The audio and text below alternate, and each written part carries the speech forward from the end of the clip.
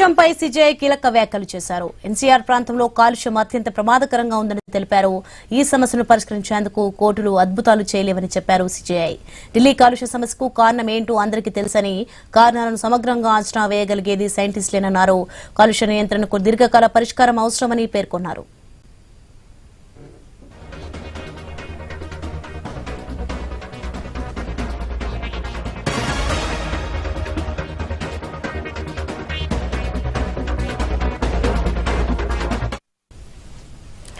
ఇక ఢిల్లీలో కాలుష్యం తీవ్ర స్థాయికి చేరింది. కాలుష్యం మరోసారి రాజధానిని గ్యాస్ ఛాంబర్ గా మార్చింది.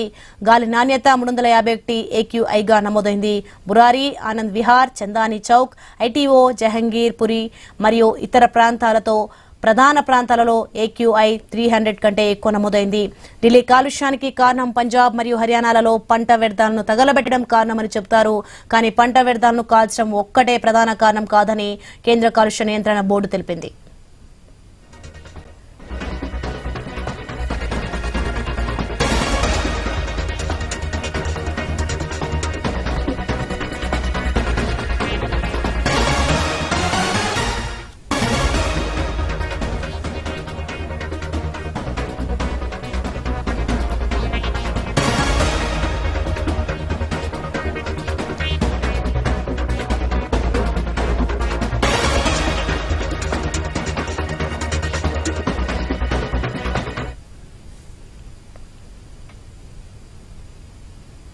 సిపిసిబి వార్షిక డేటా ప్రకారం ఢిల్లీలో 24 గంటల సగటు గాలి నాణ్యత అక్టోబర్ 1న 130 నుండి నవంబర్ 11 నాటికి 428 AQIకి పెరిగిందని తెలిపింది.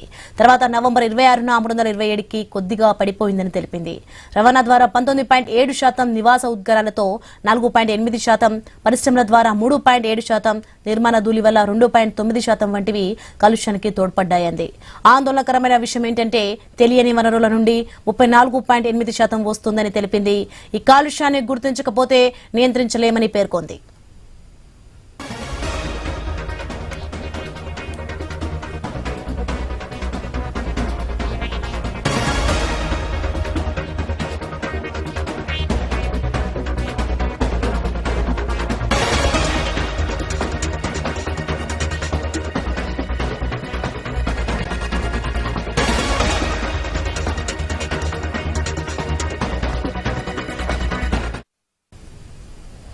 ఢిల్లీ కాలుష్యంపై సిజేఐ కీలక వ్యాఖ్యలు చేశారు. ఎన్సీఆర్ ప్రాంతంలో కాలుష్యం అత్యంత ప్రమాదకరంగా ఉందని తెలిపారు.